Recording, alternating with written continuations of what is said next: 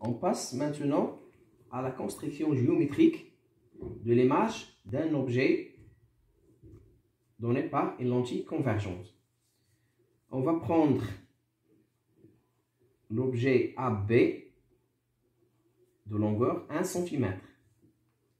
Une lentille convergente de distance focale 3 cm. Et la distance objet-lentille OA égale 5 cm. 5 cm.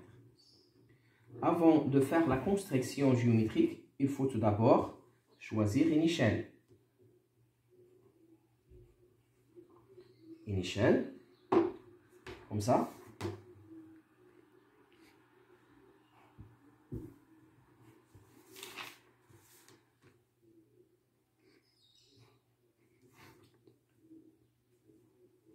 Dans ce cas, on va utiliser l'échelle réelle. Ici 1 cm. Et ici 1 cm.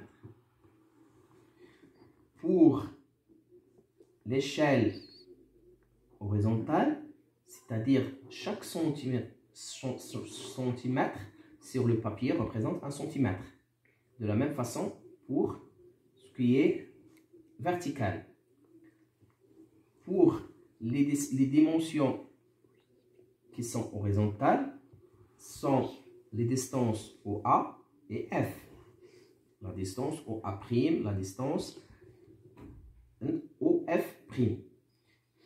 Pour l'échelle verticale, on l'utilise pour représenter AB et l'image A'B'. On commence toujours par tracer l'axe optique, la lentille,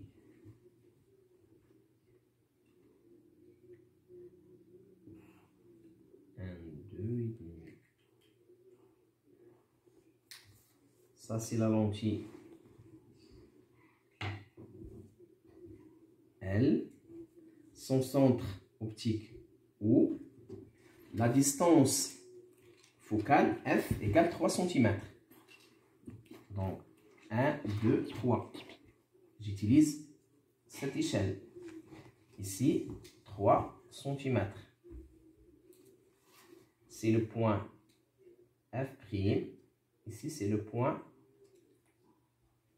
F. La distance objet-lentille c'est 5 cm. Ça, c'est le point A. On choisit toujours le point A appartient à l'axe optique. D'après les conditions de Gauss, on a dit que l'objet doit être perpendiculaire à l'axe optique. Je trace AB de longueur 1 cm. Ça, c'est l'objet AB. AB de longueur 1 cm, OA 5 cm, la distance focale c'est 3 cm. En utilisant les rayons particuliers, je vais tracer l'image de l'objet AB. Pour tracer cette image, il suffit de tracer l'image de B et l'image de A en utilisant les méthodes précédentes. Je commence par le point B. Comme ce qu'on a fait pour le point A, je trace le rayon incident parallèle. Ce dernier, il passe par F'.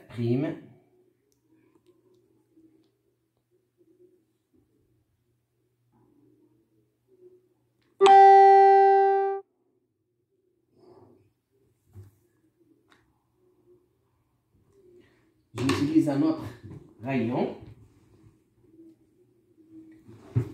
Je trace le rayon qui passe par F.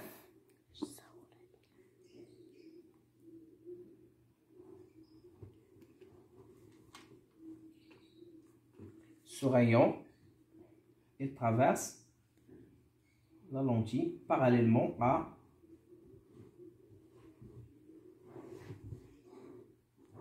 son axe optique. Ça, c'est le point B', image de B. C'est l'image de B. Maintenant, si je veux tracer l'image de A. On a dit que chaque point de l'objet, son image et le centre optique sont alignés, puisque le point A et le point B appartiennent à l'axe optique. Donc, le point A' image de A appartient à l'axe optique.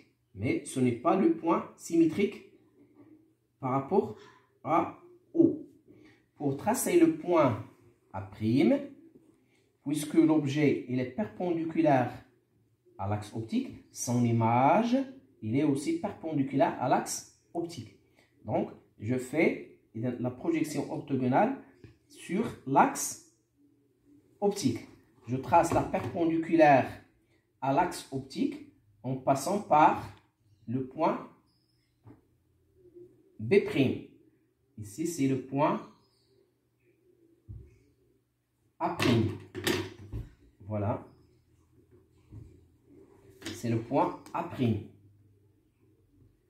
Image de A.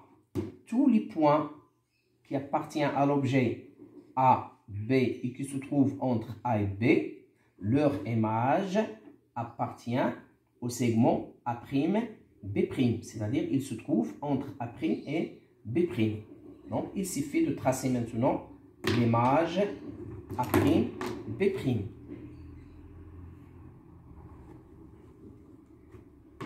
Cette image, elle est renversée. Il se forme sur l'écran, donc il est réel. Les caractéristiques de cette image, elle est réelle,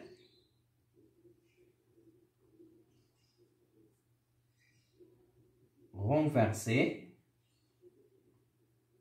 et elle est plus grande que